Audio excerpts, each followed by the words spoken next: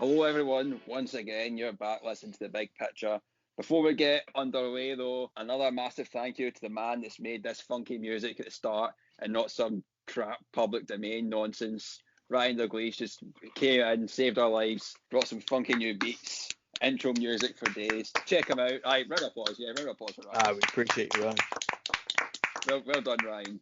Catch him at Deep Crimson Dub on Twitter, and he's got a SoundCloud Deep Crimson as well. He'll appreciate it. Ryan, cheers, mate. All the best. And now, back to normal proceedings. You're back listening to us. This episode is going to be how we, as a collective unit, would pitch ideas to change the rather famous game genre right now, the battle royales. You know, it's something that's it's been popularised over recent years, and we're going to dig our teeth into it and fire away. But before we start, I'll just do some housekeeping. You know, Twitter @_the big picture, Instagram same @_ the big picture. We've got Anchor, Spotify, iTunes, anywhere you get your podcasts.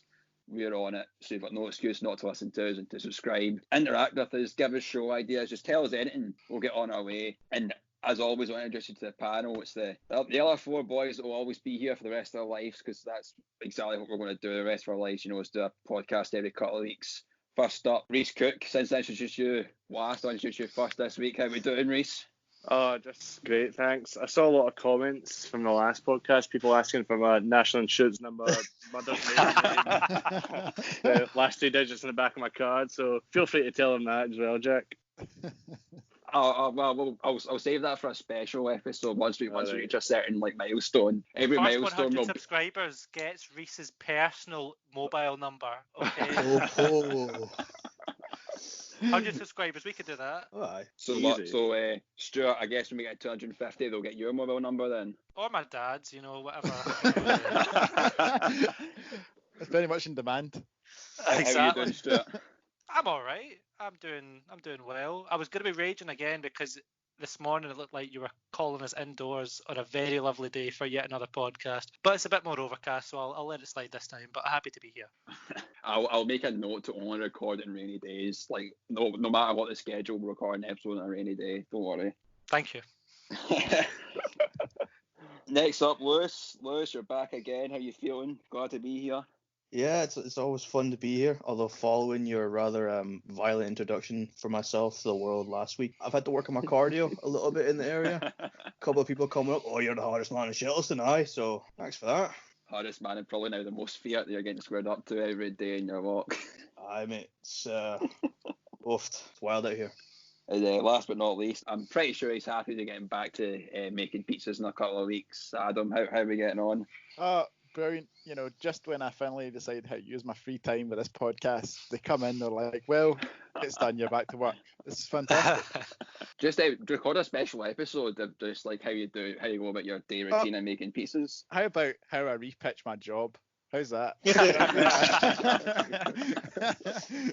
Record a vlog for the YouTube episode, mate. You can be the first one. Yeah, I work at an unnamed pizza restaurant, for which has to be unnamed for legal reasons. Careful those non-disclosure agreements. I'm trying to think of how to leak it without actually saying the name. 300 subscribers, Adam Quincy's job. Live stream. Right. And it's on Twitch, well, not yet. Are we ready to crack on? Batter in. So, Battle Royales. It's something that I guess we're all quite avid players of. Do we enjoy it?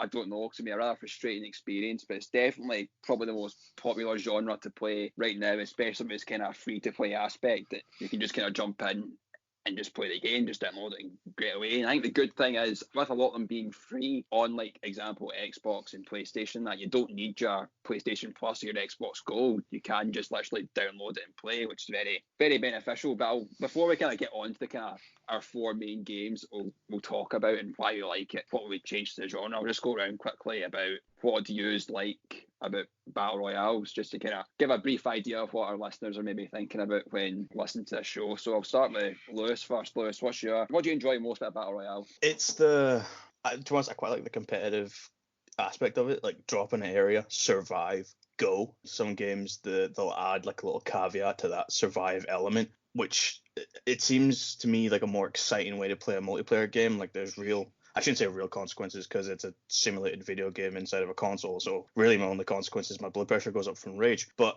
like when you play like a normal multiplayer game, like a normal game of Call of Duty, for example, team deathmatch, you run out, you shoot someone, you shoot another person, you die. Oh, I'll just go right back and do the same thing again. With Battle Royale, there actually seems to be like a real element of deciding what to do and what not to do at any given point in the game.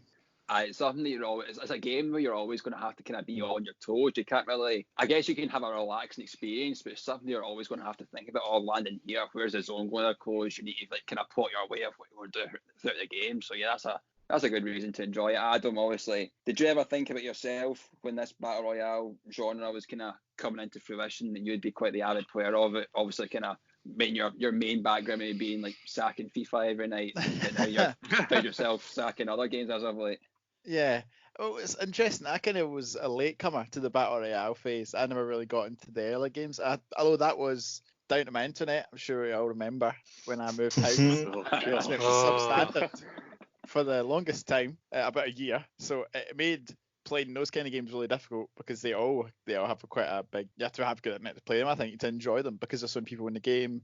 And it's like you say, there's like Lewis mentioned, it's just kind of more at stake almost, and the fact that you die and then you can't just jump right back, so you kind of need that. But I'd say for me, the fact that I play them now, I think the element of the reward is really good. I think because it's difficult, because like most games you're in with 99 other people or there or thereabouts, and then you have to be last man standing or last squad standing. I think that for me, it feels rewarding when you do it. Like we've all played with me when we've got a win. We know how much I love it.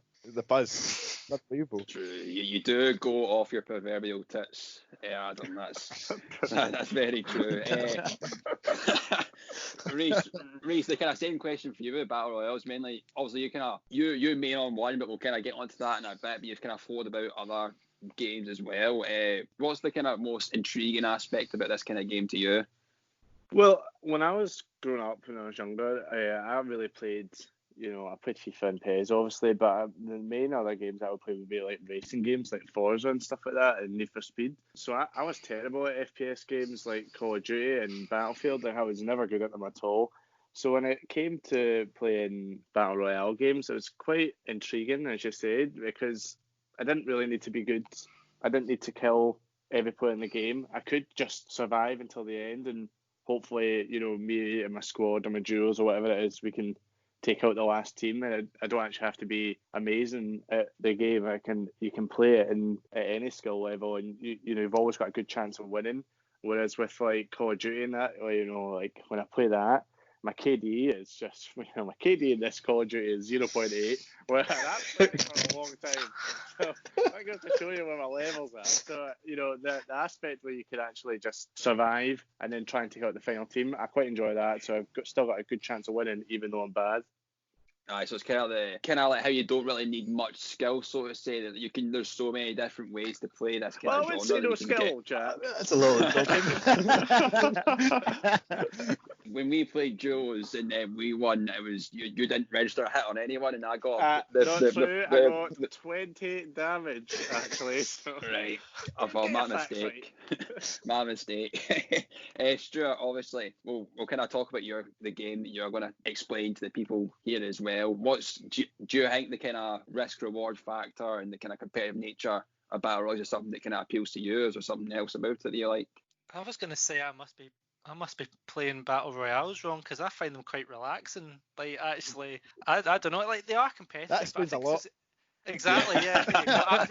You guys are like off in a firefight like a meter away, and I'm like, how does this gun stack up? Like, I know it's purple, but I like this blue one. I've got to see. That's the thing. I think the good thing about Battle Royale games is they're as difficult or as relaxing as you want to make them. Like, you can have no two games are alike.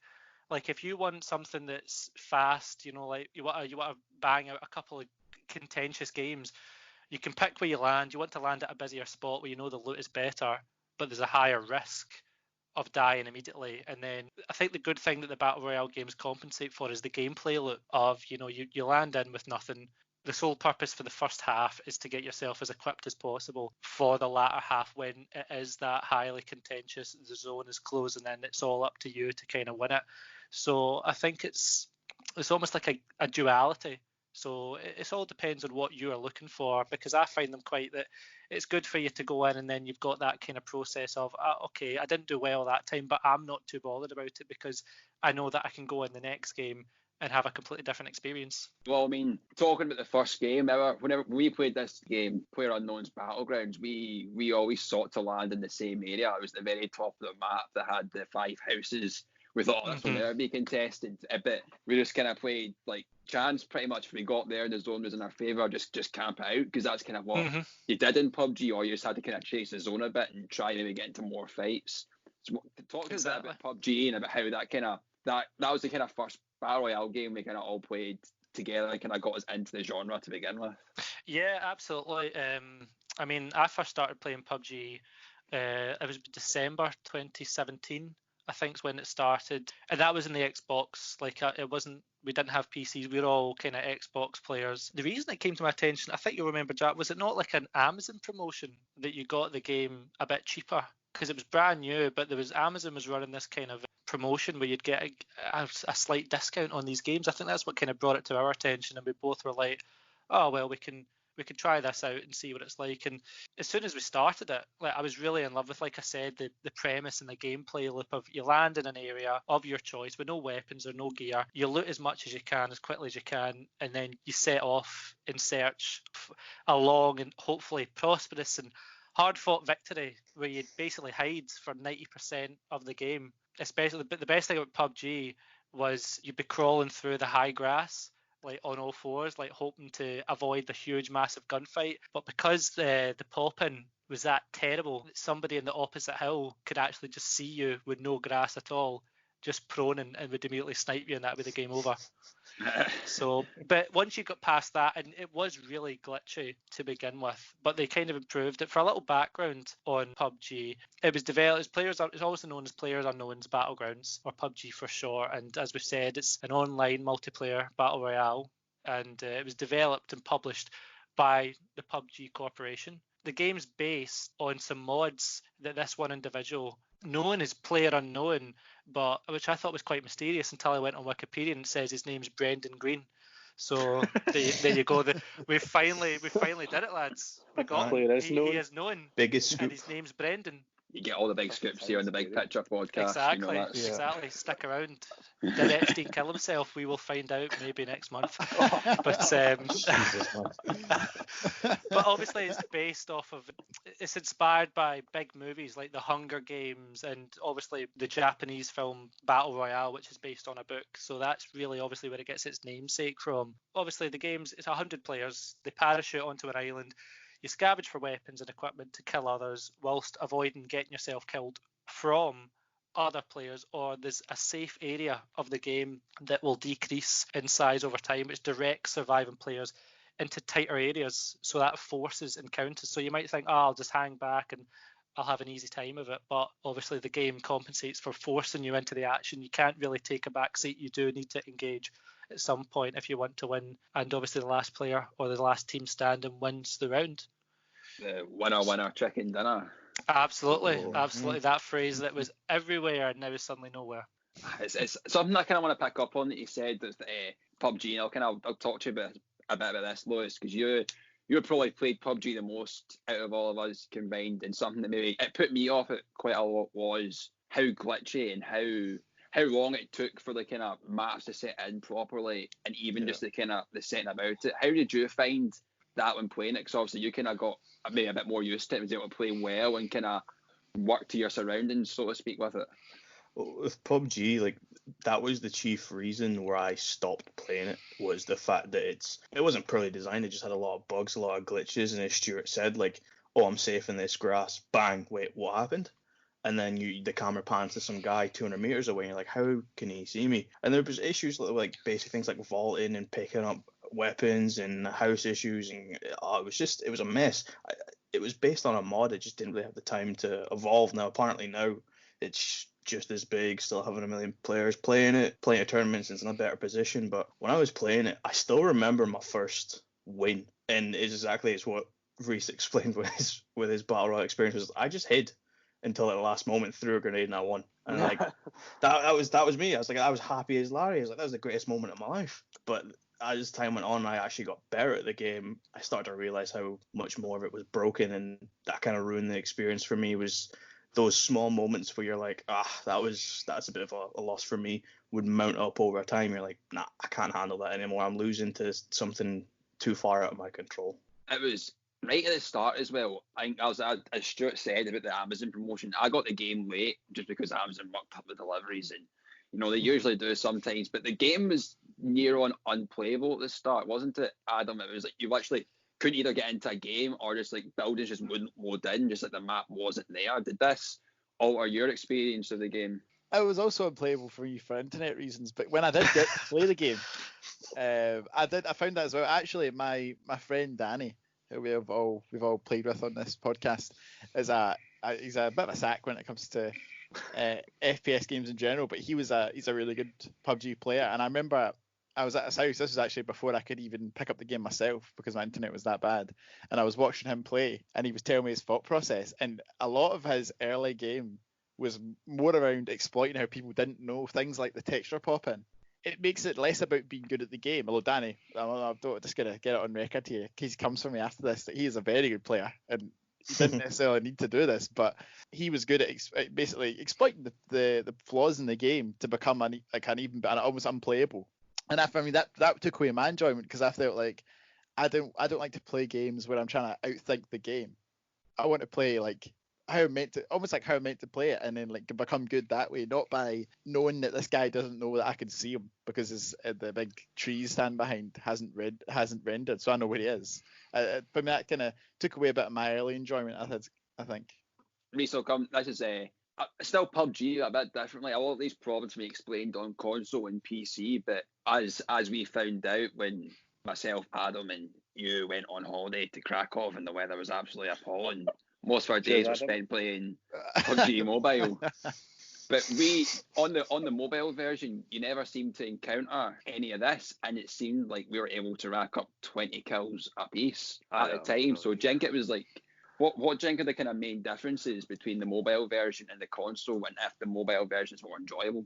Well, I may be wrong here, but I think that with Battle Royale games, because the map's so big, that you only render in what's around you, and it's like such a small circle. And I think when you have aspects like trees in the distance and people are hiding behind them, but more specifically the grass, if you aren't able to render in the grass because it's 200 meters away, that's a flaw in the game totally. And they should have picked up on that and patched the grass and just in total, like just made the grass shorter. You just did a big patch and get the grass shorter until they could fix that.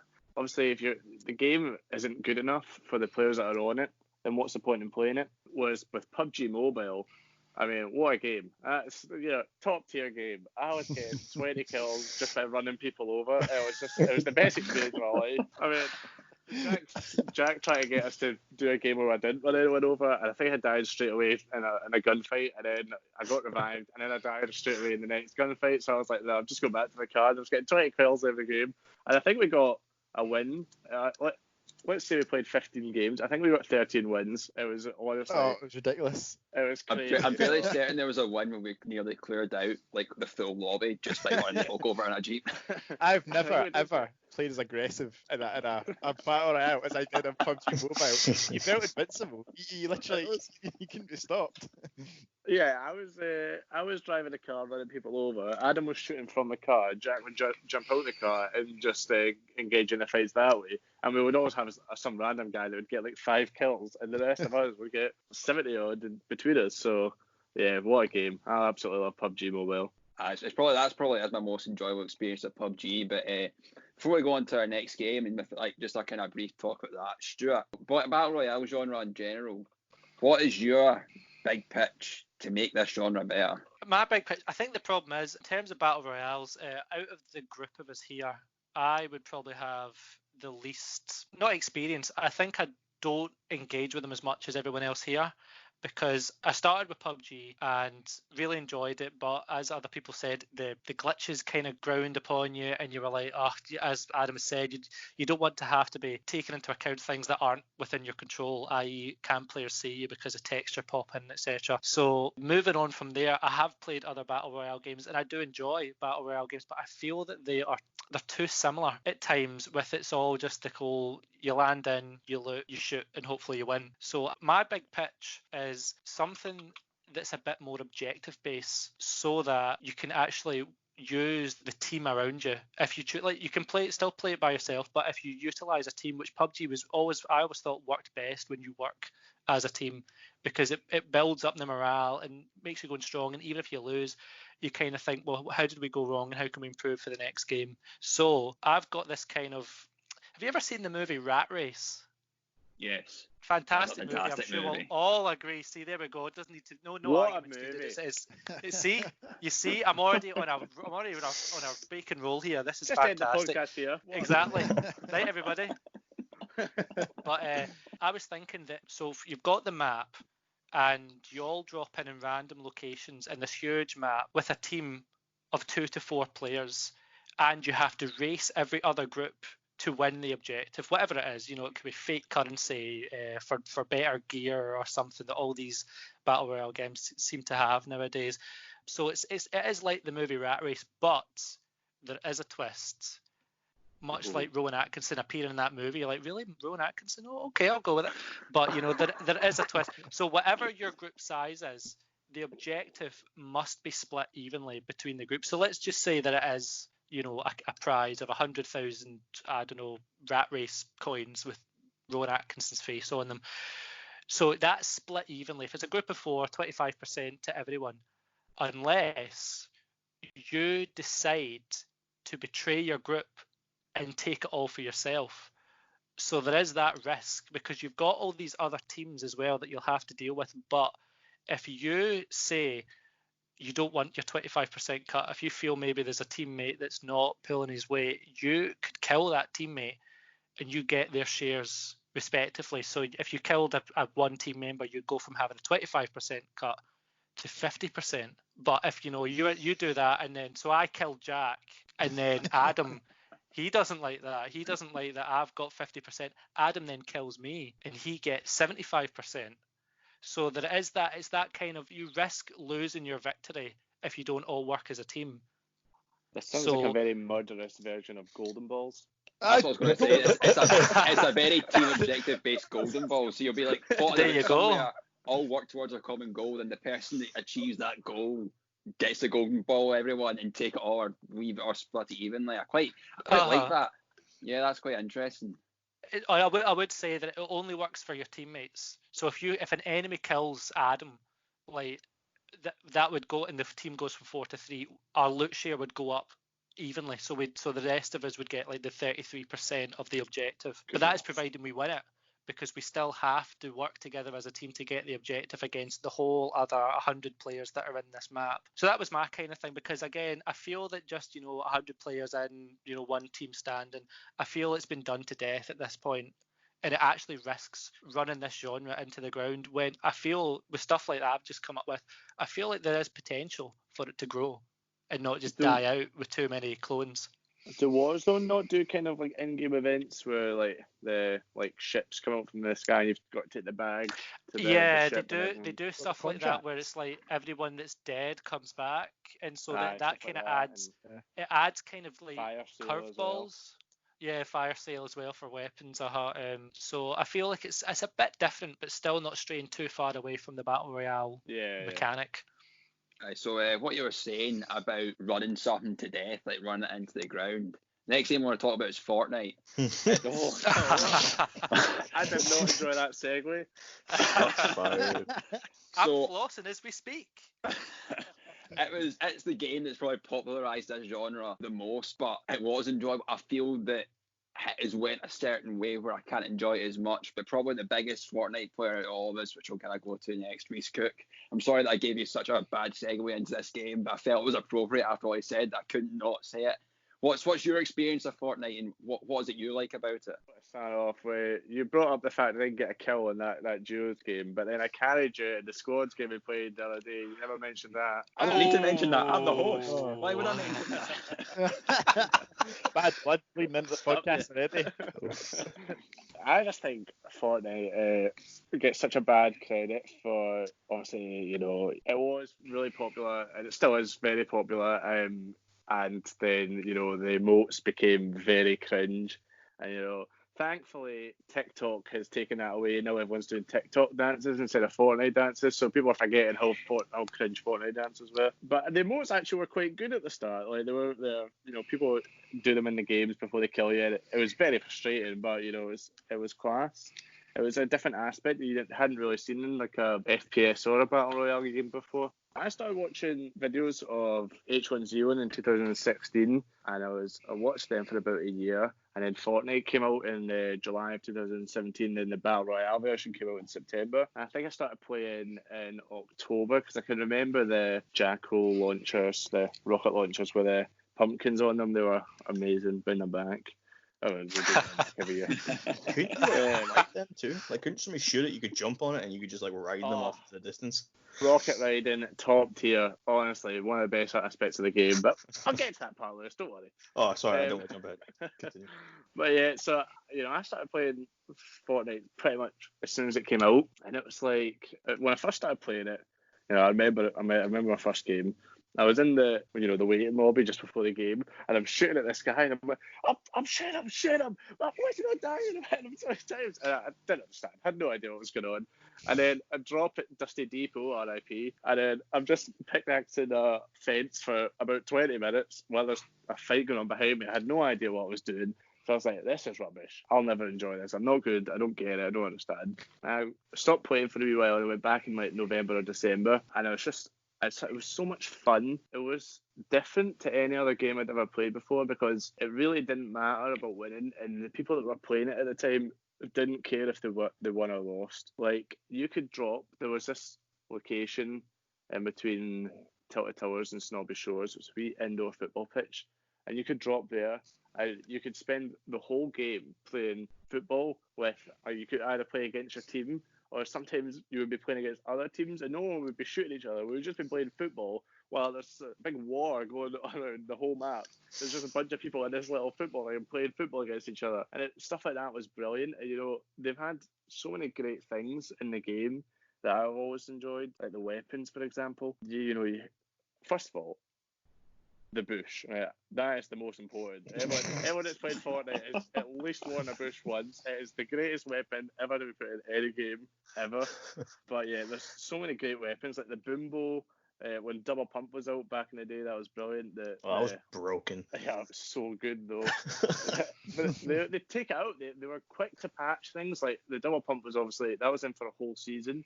And as soon as the season ended, they just like, right, we obviously can't do Double Pump anymore. They take it out. They were very active. You know, like impulse grenades where you could like throw a grenade and it just pings someone at the storm and kill them. Stuff like that was brilliant. Like the drift boards, the ballers, cannons, shopping carts. You would literally build a massive ramp up to the sky and just like try and do a big shopping cart and jump in. You would die every time, but it was so much fun. Like, everyone just enjoyed the game. Back in the day, Fortnite was just like top tier. It was fun. There was no sweating. Everyone just enjoyed it. But it became, and I know Jack definitely agrees with this, it just became far too sweaty. When you shoot at someone and they build this massive 3-story tower in front of you, and you're just like, well, I just can't do that. And I'm never going to be able to do that. And I don't want to do that. I just want to play the game for fun. And, you know, it just kind of started losing interest around season 7, season 8 last chapter. I didn't even play season 10 at all. If I did, it was when the mechs were out, I think, and they were just broken. It was just no fun. Didn't enjoy it. Didn't play chapter 2, season 1, and season 2 I barely played. But I've started playing season 3 again, and they've kind of lost the aspect of sweating. Like, I'm getting Vic Roys all the time. Like, pretty much every time I jump on, I'm getting at least 1 or 2 Vic Roys. So it's good. It's good again. There's no sweating. I think it's more skill based as well. You play people around your rank, so you're not playing against ninja when you drop in, and and I've got a KD of 0.8 in COD. I don't want to be playing against these guys. But for me, Fortnite kind of lost its soul a bit when they took the bush out. I'll never forget it. October 2019. I remember it well. Patch 11.0, I think it was. I couldn't believe it. He's got it printed on his wall. I was like, Fortnite lost its soul. It became more about winning and being the best and being brilliant at building, as opposed to actually just having fun and having the fun weapons. I think what Fortnite also did well, though, was there was an update literally every week, a new weapon in. It was fresh. It was keeping it fresh every week. And I think it was really well marketed as well, because they paid every YouTuber to make their first video in the game, and it just kind of loads of people were playing it, and it was brilliant. And I think Apex tried the same, and they were kind of overwhelmed with the amount of numbers they actually got from doing that, which kind of hindered them a bit. But yeah, I think just Fortnite, when it's fun, and I think it is going back to being fun, it's just miles ahead of all the other Battle Royale games.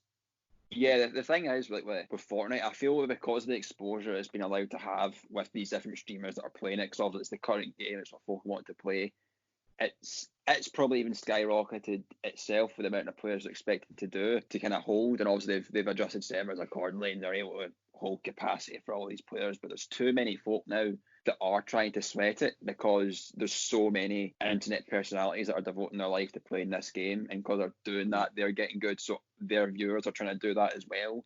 And for folk that are maybe just wanting to play it in a more casual level, feel like they can't, because there is so many folk that are just constantly trying to sweat out this game the full time. I know that, Adam, you've not been the biggest fan of Fortnite. Do you feel that maybe the sweaty aspect of this game hindered your enjoyment in any way?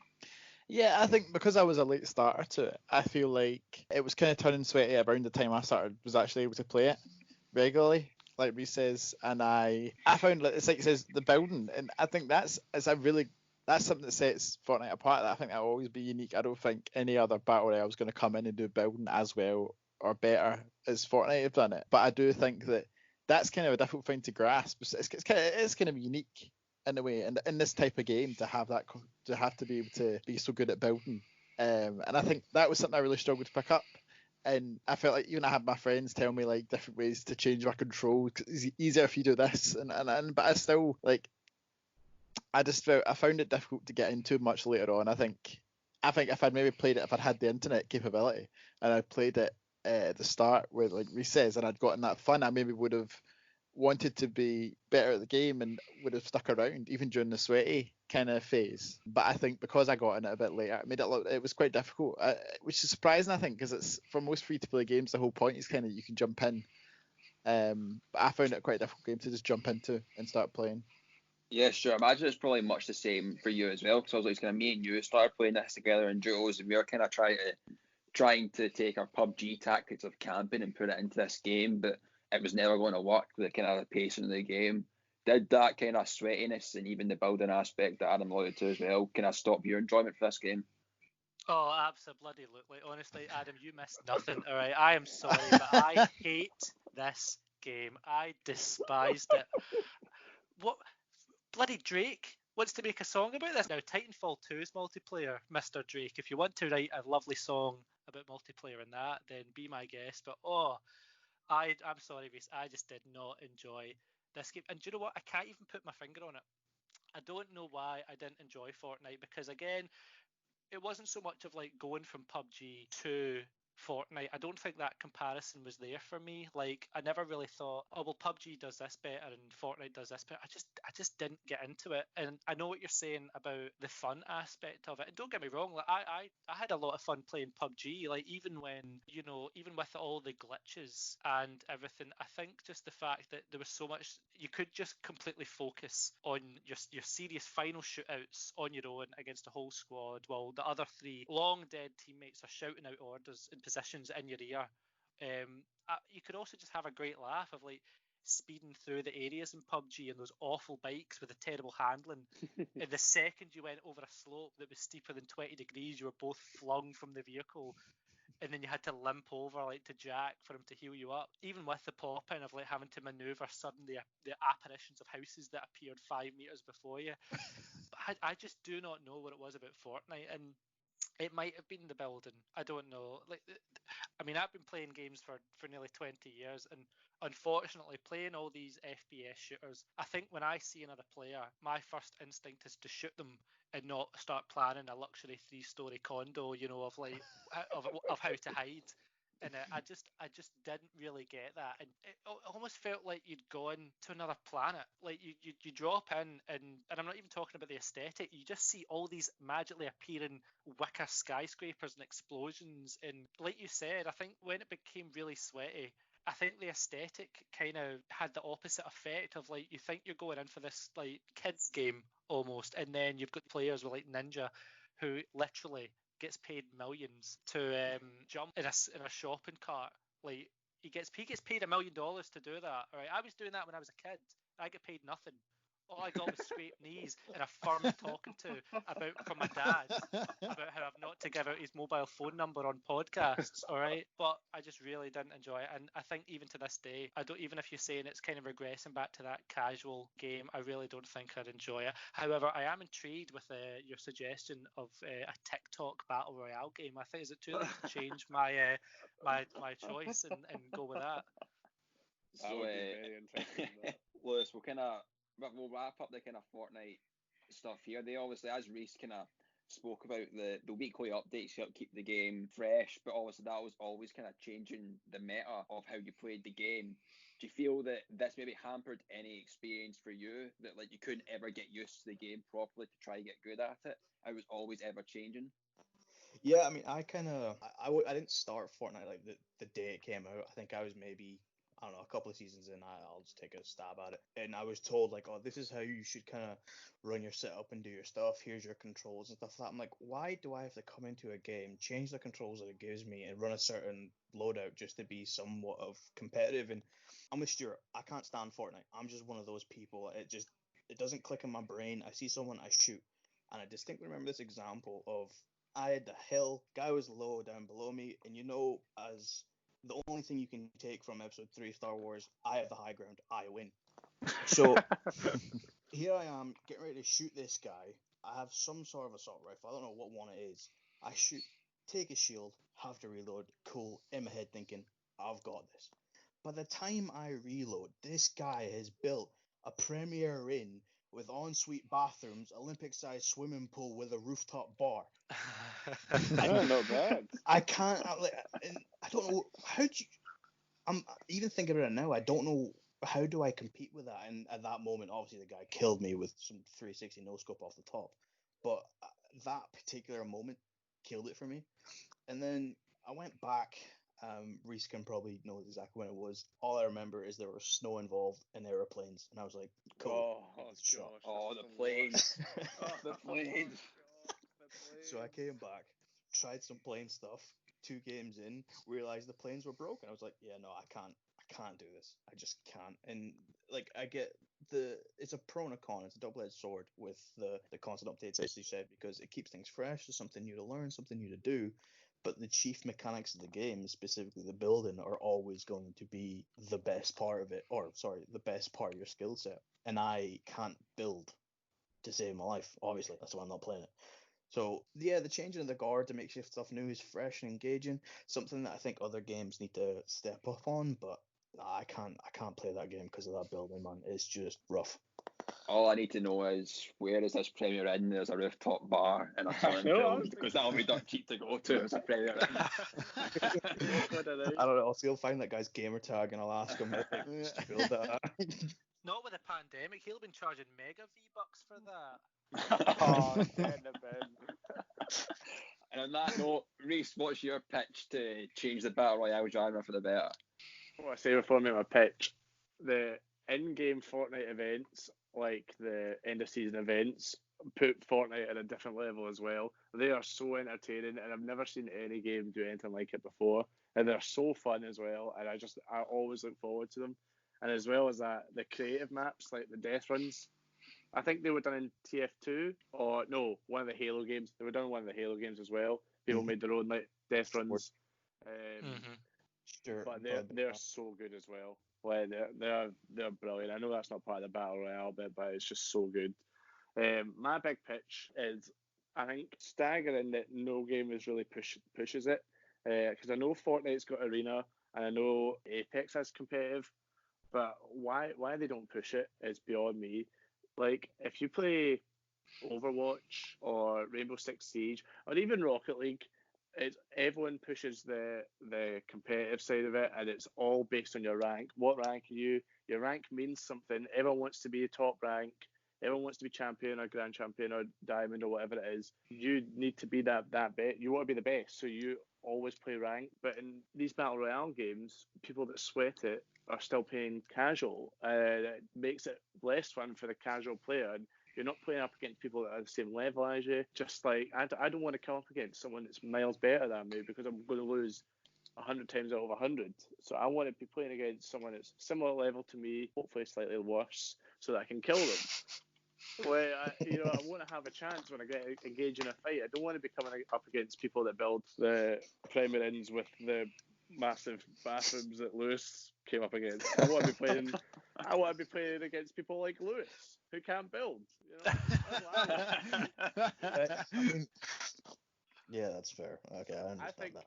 I think the games, the battle royale scene, when you start a battle royale, you need to push the creative the competitive straight away, and actually just have it in that way, and that platform, a competitive game, so that you don't lose your casual players.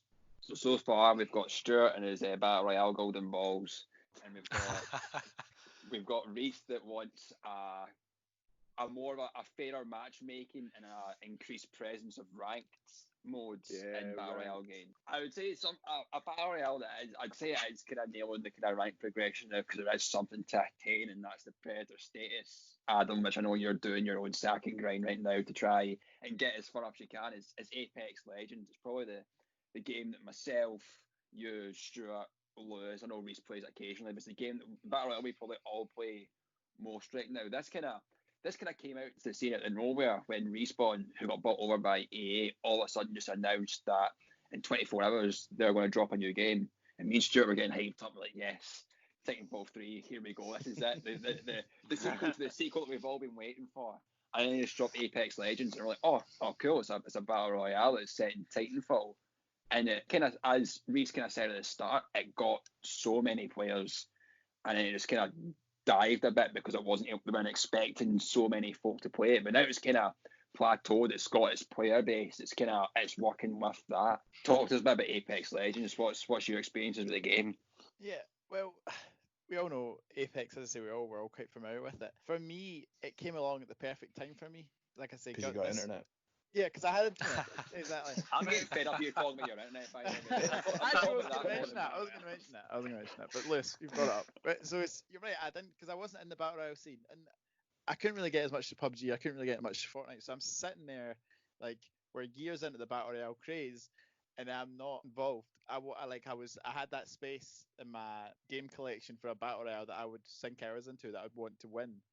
And then, as you say, Apex comes along, just out of the blue.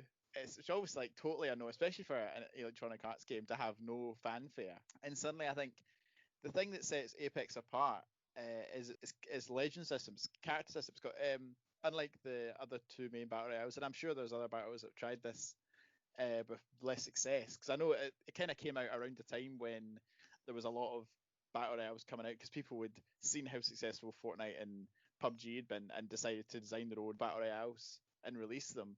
And a lot of them dropped off, their player bases died completely. Apex is the only one still around. It's the class system of having each different character having its own tactical abilities, ultimate abilities, and their own application in combat. And for me, that brought the game a lot of variety, and it definitely made it a lot better to pick up and play. And I feel like it's like Stuart said about Battle Royale earlier, you're looking for a game where you can have a different experience every time.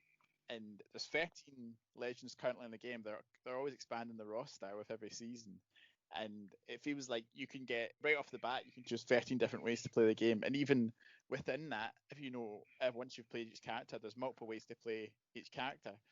So there's so much variety there for me, and I think that's for me what really sets Apex apart. And Stuart brought up the aesthetic earlier of Fortnite about how it kind of contrasts with what's happening, but that's another thing I think Apex really brings to the table is it's the aesthetic's brilliant and I think the advantage it has, which I think apart from what we're going to go into, Warzone doesn't have. Spoilers. It's got its own. Whoa.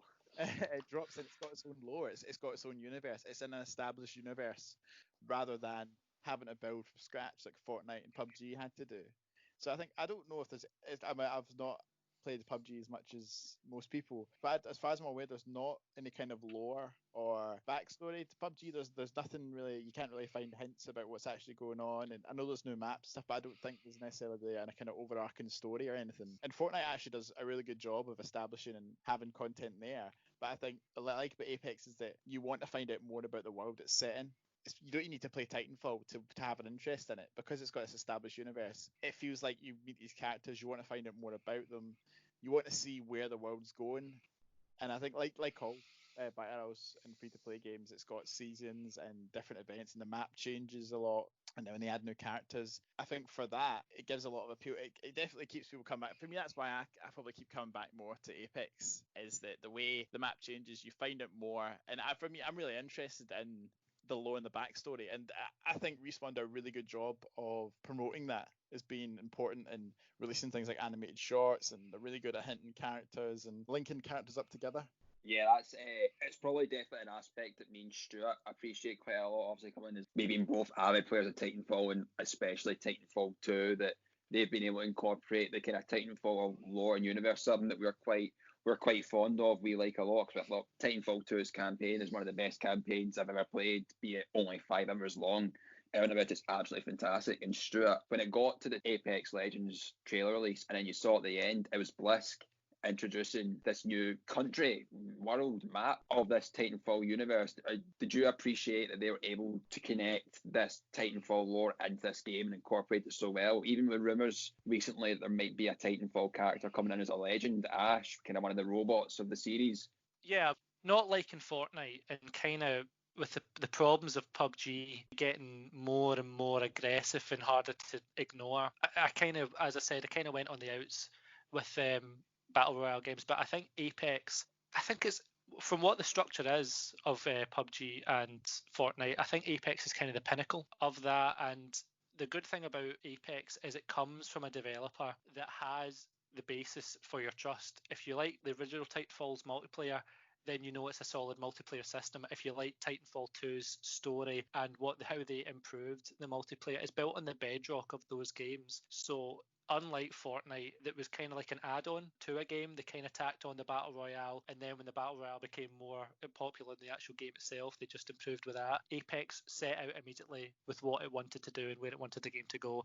And like Adam said, like the legend system is fantastic. You can have so many different ways to play. What I like is it's not like Overwatch, so you don't have a whole team of edgelords playing as Wraith, but it's so good that it's all tailored towards all these different ways to play. And it's almost like rock paper scissors with all of these different legends. You can counteract one legend with another. And what I love again is it's very team focused.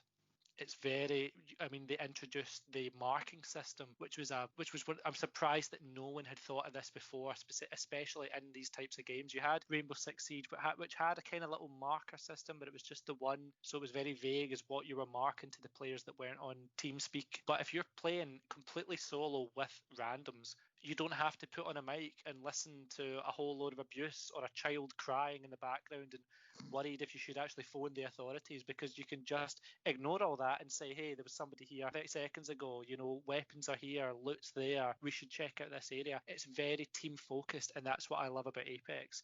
It drew me back into the Battle Royale genre with all this fantastic gameplay.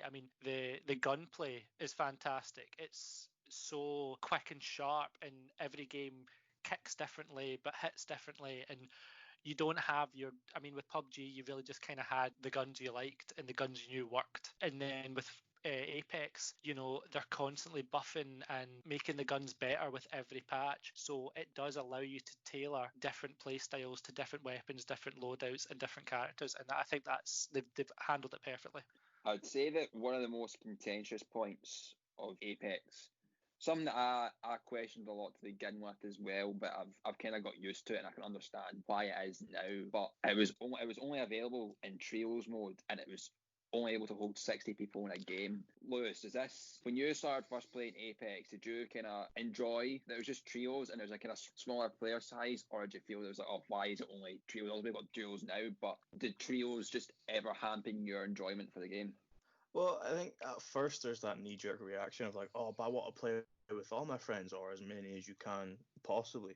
But I think, as Adam kind of pointed out, Apex is in a delicate balance with the character system. So if you have more than 3, wait, I'm not saying 3 is the perfect number, but I think in this case it probably is. If you have more than 3, your team has no weakness to be exploited, for lack of a better expression. Like, if you have a team of 4 and you take Pathfinder, Gibraltar, Lifeline, and Wraith, you have a way to get into a battle, a way to shield yourself in a battle and destroy them, a way to pull out of the battle, and a way to heal yourself all at the same time. Like, there's no negative there. So I think a lot of people were a bit like caught off guard, like, oh, it's only 3, that means I have to lose a friend, which is a weird frame of mind to go through when it comes to picking who to play with. But I think they made a hard decision, and it made sense to make that decision. Yeah, I get it now. Obviously, it doesn't drive people. Like, if there was 4-man squads, it would hamper the enjoyment, I think, quite a bit. Duos works, but obviously trios is the kind of right. It makes sense, obviously. But Rhys, Astley being the big kind of Fortnite fan, is Apex a kind of good aside to kind of play if you're not wanting to go into Fortnite? How much do you enjoy Apex again? I actually really do enjoy Apex. I feel like I'm terrible at the game. I've never understood the guns, and I don't know why. Even though every time I play, I have to ask, "What does this gun do? What's this gun do?" And yeah, is this a burst or is this a single fire? I don't understand. Well, because I quite like the simplicity of Fortnite, where it's like you have an AR or a burst AR, and that's really it. You know, it's 2 guns for every, or 2 types of gun for every gun. So. But when I do play Apex, I always really enjoy it. You know, I've got a few of the characters unlocked as well, and I do appreciate that you can play different styles as well. So, you know, I quite often play like different characters. Or Jack, I know obviously you guys are always switching about. Oh, I've got a challenge for this guy, so I'm always changing characters. So I quite enjoy that as well. What I found with Apex though is I always when we engage in a fight, I feel like I do a ton of damage to a guy and they still don't get knocked. And it's the only battle royale game that I feel where you do loads of damage and they still don't go down. And I don't know why it is. I don't know if I'm just bad, but I always feel like I'm doing a ton of damage and not getting knocked. So definitely obviously in Fortnite, obviously you can get mini shields, but I kind of see what you mean, because I feel more protected having a purple shield in Apex, which is kind of another 100 health than I would 100 shield in Fortnite. Because that just kind of goes like that, but you seem to kind of be able to protect yourself more with a purple shielded 100 extra health. Yeah, I would say it's definitely my second favourite battle royale game behind Fortnite. So on that note, Adam, that's our gushing session of Apex over. What's your big pitch to the battle royale genre? I want something a wee bit different. This is kind of, it's not something that I think could really be implemented in games that exist right now. It's kind of more of a pitch for like the next big battle royale game, which I think, to be fair, was kind of more what Stuart was pitching as well. I don't know if anyone's ever played. Now, back in the day, I'm sure we were all in the free online games or like mini clip, things like that. Did anyone ever play Age of War? Did anyone ever play that game? Do you remember it? Wow. Yeah. No. We played it. No, No. I don't know why I thought you were about to say base jump, and I was like, what's parachuting balls got to do with battle royale? I was confused. Right, but I will not go too far off track here. But it's a very simple game. Basically, you've got a base at each end of the screen. Your base at one end, CPUs at the other. You produce units for like a cost, and then they walk across the map and like try and kill the other person. can kill the other base, and then they kill people who they meet on the way, the other person's units. And it's very simple. Of you start off in like the Stone Age, and then as you get more XP from killing, you just jump up into the next stage, which I think is like medieval, which is skipping quite a lot of years, but we'll pack that. And then it goes on so on and so forth. You get into like the Renaissance.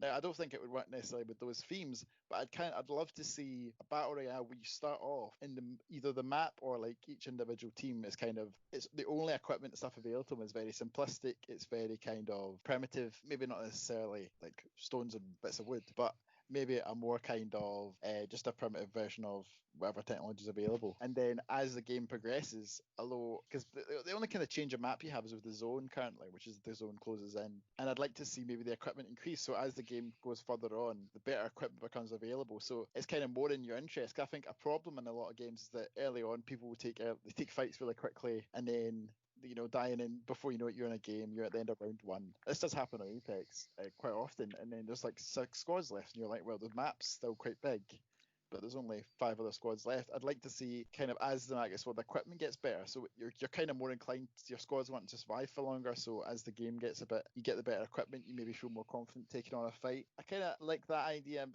maybe also kind of bring a kind of civilization aspect into it, where like maybe each different characters in the game could have kind of research bonuses, things like that, so they could maybe get certain areas advanced faster. Obviously it'd be difficult to balance, but I think that for me that would have a total new spin, and it would, for me, I'd like a game like that. It would keep me coming back, I think. So are you like pitching a sort of like civilization resource management BR? Yeah, kind of like that, yeah.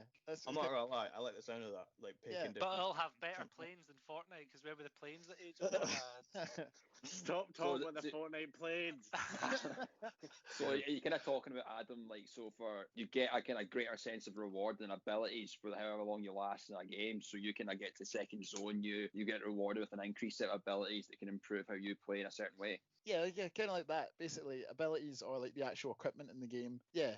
I think that's good, and I think if you wanted, you could keep the kind of element of like early skirmishes if you had areas which gave you access to kind of better equipment. So then people would still kind of have that, because you do kind of want early skirmishes. You just don't want 9 squads after halfway through round 1. You want to keep the idea of like they're there to fight, you're there to win, but at the same time you've got more kind of incentive to progress.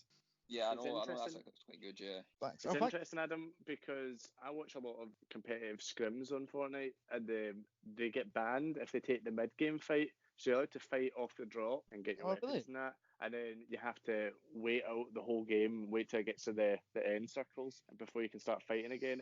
But it's honestly chaos, because everyone's building like madmen. Yeah. It's like professionals. But yeah, you're not allowed to do the mid-game fights. You get banned if you play it. That's kind of interesting. There you go. So the kind of our last game we'll get on to, and Lewis, you've got the honour of talking about this. It's Warzone, and that's kind of taken the internet and the gaming community by storm of recent, hasn't it? With its kind of new ways of kind of coming back into the game, even just the mechanics in general. What's your experience of Warzone been like? Well, I've been playing. Well, I bought Call of Duty when it came out. I'm not a huge Call of Duty fan, but seeing this when it first launched, I was like, you know what, this might be the first one I've enjoyed since probably Black Ops 3 years ago. But the BR didn't drop till March 3rd. So I mean, this BR has only existed for 3 or 4 months. So like, it first launched with its similar issues like PUBG. There was glitches where you could get a helicopter underneath the map. How do you beat that? You just can't beat that. And there's obviously balance issues with certain weapons being, 2 weapons being the only weapons of choice. So there is a element of frustration with Warzone. That being said, though, it's probably been one of the most enjoyable experiences I've had with a BR since Apex, and I'll keep the toe on the line with this, and I genuinely believe it. Apex is the best BR that's been made. Sorry, Rhys, but never say otherwise. But Fortnite had this Rise of Skywalker tie-in, remember? Haven't they got? I say Fortnite had planes, and I was honestly going to leave the story. But yeah, with Warzone, it's obviously the fresh one. It's the fresh coat of paint. It's the new exciting toy in the toy box. If we were 4 years old again, which I think is always adds itself to that YouTube experience, which I think is one thing that BR games have really taken a point of marketing from, is YouTubers and streamers. Fortnite started it. Apex decided to go and try it, and it worked out too well for them. I think with Call of Duty, because it's such a legacy brand, that's also added to the experience, where streamers now that were, middle in the pack are now like jumping up because they're streaming in this specific game, which is always going to happen. But one of the biggest things I noticed was the kill hunting, specifically setting the world record. Like, I don't know how many videos I've seen where it's like new world record. At some point, it just has to end. But people like Vikstars, Symphony, He's got the record. any phase member that you can think of, like, streaming this game has become a huge marketing tool for them. And I mean, it's got over, I think it's like 60 million players in like a couple months, which is insane growth. Yeah, see, like I'll come to you, Rhys, obviously, because we probably watched at the Sidemen the most out of everyone. I get more enjoyment out of this game watching the likes of Vikkstar and like Simon Mini Minter and Bazinga and all that playing this because they're good at it. I am absolutely honking at this game. I am not good at all, but I am able to enjoy this game so much watching the likes of Vikkstar play. What do you think about it, Rhys? Yeah, I watch Vic play. He streams every night, I think, almost every night anyway. And I watch every stream. It's on about 9 o'clock, so I watch it for about an hour. He was going for the kill record last night, Lewis. There was a new game mode. Yeah, I've got a point about this, that like they just added quad 200s, and I think the only reason they've done it is so that this kill record becomes more insane. Yeah, it's just insane. Well, I think there was an LTM on just now where you can boost your money, and if you have 4.5k when you die, you instantly respawn. So they were going for the kill record on that. I don't know if it got it, because I stopped watching at 10 o'clock, but I really enjoy watching it. When I play it, I always feel like I'm just not good enough. Like I get like 5 or 6 kills most games I play, and I really like the aspect of the gulag. I thought that was so simple that no game had added something in like that before. It was like when Apex put in the respawn beacons. Like no game had done that before, and then Fortnite brought in the respawn vans. The gulag, I think, it's so good. A wee 1v1, everyone loves them. And then I also really like, it happens on PC, but I don't think it actually happens on console. When you kill someone, you can hear what they're saying when they die, so they're always swearing at their player. I think that's brilliant. It's such an enjoyable game. Death chat, I think it's called. Like, it happens as long as you're on an Xbox party. Like, if you're just in game chat, you'll hear it regardless of console. But oh my days, some of the stuff you hear is hilarious. You just kill a guy from 100 meters away. He's like, "Oh, how's he see me? He's got aim," and then it just cuts off mid range. And it's just, that makes it even better because it's only limited time. So you just hear the 2 seconds of rage and it cuts off. Oh, it's hilarious every single time. It's so funny. Yeah, but I would say the biggest flaw with Warzone is, you talk about in PUBG, it's a bit glitchy. Warzone started off a bit glitchy. People getting under the map. Lewis was saying, like, if you do that in Fortnite, if you go under the map and exploit the game for a win, you get banned. Within 24 hours, you're banned. That's it. You're not allowed back on Fortnite.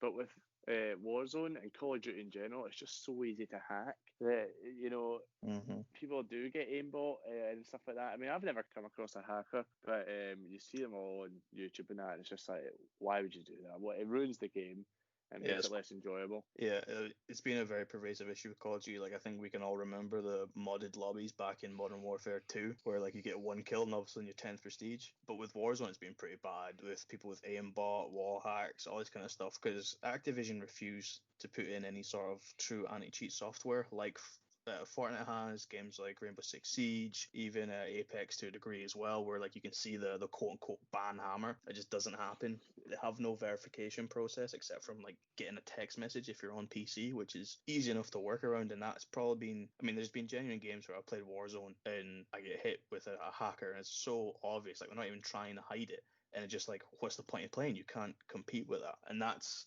probably the biggest drawback I've had with Warzone is hackers. And I ran into one a couple of days ago on Rust, playing with my friends. Guy was just on the top of the tower with an LMG, nothing but headshots, 40 kills within the first 3 minutes of the game. And it's like, what? Like, you can't compete against that. So why? I don't understand why Activision haven't taken steps to do anything. And that's probably the biggest issue I have with Warzone, or Call of Duty in general right now.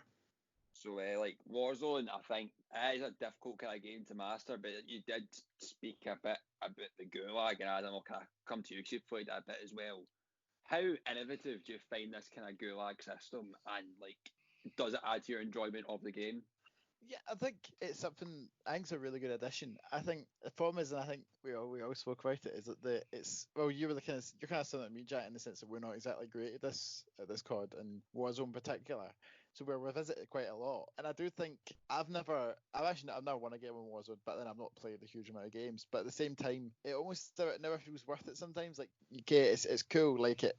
And I agree that actual implementation of it's brilliant, and I think it's a really cool addition. But sometimes it just feels almost wasted because I've played like 5 games in a row where I've gone in, I've died early on, I come out again, die 5 minutes later, and I sometimes almost feel like, compare that to like a other battle royales where you die and okay, you come back in the game. I sometimes think it's harder to kind of put yourself back in the mentality sometimes. Although obviously Apex has its respawn system. Maybe it's just because I play more Apex, so I don't necessarily have the same problem with that. I think I it doesn't. 100% agree.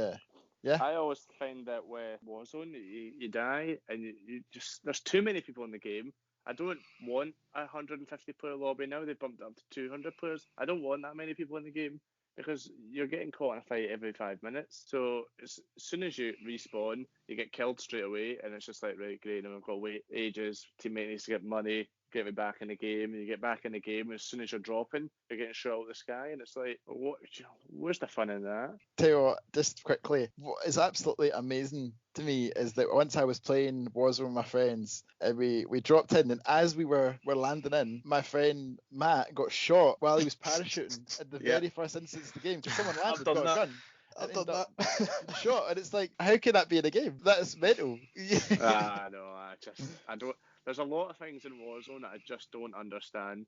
But I think the thing about this Call of Duty that I hate the most is the bloody update. The updates have been an absolute 114 pain. gig updates. They are just ridiculous. And then there was that one a couple of weeks ago. We've all got Xbox where it was only supposed to be 30 gigs, but some people got 90 gig, 80 gig updates as well. And I was one of them. I got a 78 gig update on Call of Duty a couple of weeks ago. My brother, who was on PlayStation, his update was only 30. It was only meant to be 30 on Xbox, but for some reason, some of us got 80 gig updates, like yourself and me as well. And I was so, and it's like every couple of weeks as well. It's a massive update. And they're not adding anything to that because I don't really play much Warzone. I actually just play like the actual online Call of Duty. So they're not really adding anything to that. And then they do this massive 100 gig update or 80 gig update or whatever for Warzone, and I'm not even playing it. But I have to do it because the two games can't be separated for some reason. I think they've changed that now. You can actually uninstall certain packages. So if you don't want to play Warzone, you can uninstall that aspect of the game and just play multiplayer. I know, yeah. But whenever it comes up in the home screen, it says, "Oh, this is a way to save storage on your console." And I'm like, "Shut up! You know what you're doing." Stuart, can I throw it over to you quickly before we get to Lewis's big picture? Obviously, you've not played much Warzone, I believe. What's your kind of impressions of the game? I'll do you one better, Jack. I've not played any Warzone. I have not played a single game of Warzone, so I really don't have a horse in this race. What I will say is that I work with somebody who does play a lot of Warzone, and we come in every couple of days and like we'll ask each other, what we've been up to, Xbox and that. He plays on PlayStation, and whenever we talk about like what games we're playing, it's almost like a reflex. He just looks so miserable because he'll say, "Oh, I was playing Warzone last night," and his whole demeanor just changes. He just because he'll talk about the new updates and you'll talk about what's new with the game and try to like explain to me what it is that they're doing. But there was one thing that he mentioned about because he plays quads, I think. And to play quads, I don't know if this has been patched or changed, but what he said was they put quad mode in and you have nothing really. You've got no like readout, no ammo count or anything like that. And I was like, it's almost as if the game is punishing you for wanting to play 4-player co-op. Like it's so weird to me that why they would have that one mode different to all the others. So that struck me as weird. And obviously, I'd never download it because I don't have the 80 to 100 gigs free on my console. And I haven't played a Call of Duty game in years. I think I actually fell out with Call of Duty once I played Ghosts, and I think I bought it and then returned it within 2 days because the game was that bad. So yeah, I don't have much to say about Call of Duty, unfortunately. On that note, Lewis, your big pitch for the Battle Royale genre, hit us with it. Well, whenever you're developing a franchise or you want to make it better, the two things you need to get involved is Dwayne "The Rock" Johnson and Kevin Hart. Oh god. Oh God. No. Nah, in all seriousness, like the BR genre it's in a good place, but I'm gonna go a slightly different route. So I'm a big fan of this game, and in typical Valve fashion, they never made a third. I love Left 4 Dead, and I would like to see a BR game that melds those two worlds together of the BR aspect and also the environment aspect, and actually make it consequential and worthwhile. Now it'll be difficult, but I'm gonna put a throwback in here, and it's a game hardly anybody played. Do any of you remember the game Brink? Yes, what a game.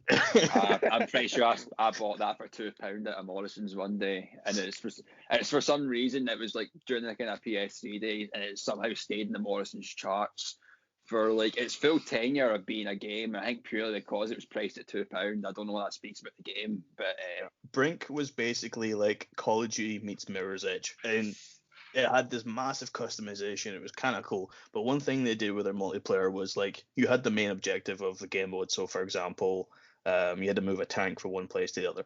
But within that game mode, there's other objectives too. Yeah. So I would like to kind of twist all those elements together and have basically Left 4 Dead meets Call of Duty meets Brink With the free running. interesting to see. with the free running, because Yes. that's what's one thing that Apex actually, just to go back to that point, was the movement system in that game is arguably flawless, with the exception of the recent bug with Loba. Loba on the World's Edge map, where because of the different actual programming of the map, if you use her special ability, you sometimes just disappear out of it. The actual movement in that game is really good, and I would like to see Brink's movement, which it was really good because it was based on Mirror's That was Edge. unreal. It was fun. It added another element to the game. So yeah, Brink, Call of Duty, Left 4 Dead, make So it. your thing about more environmental consequences to your battle royale game and a more fluid movement as well. Yeah, I mean, one thing that I quite liked about Battlefield, so I was always the Battlefield over COD guy. I quite liked the verticality aspect of it, the being in different locations. It was difficult, but it added like a more strategical element. When you go into somewhere, you can't just like aim forward and that's where everybody's going to be. Like you have to kind of be a bit more proactive. So add an element like that. One, the skill gap would be huge, so it's maybe a bit too difficult of a idea to pull off. But yeah, something like that I think would be kind of fun with The Rock. Kevin. Lewis, it sounds like you're pitching the new Fortnite map with all this movement. You know, you've got the boats, the water to swim. Nah. How can they have Ride boats and they can't even sharks. get planes working? You know, So- discussions What after is that. that one?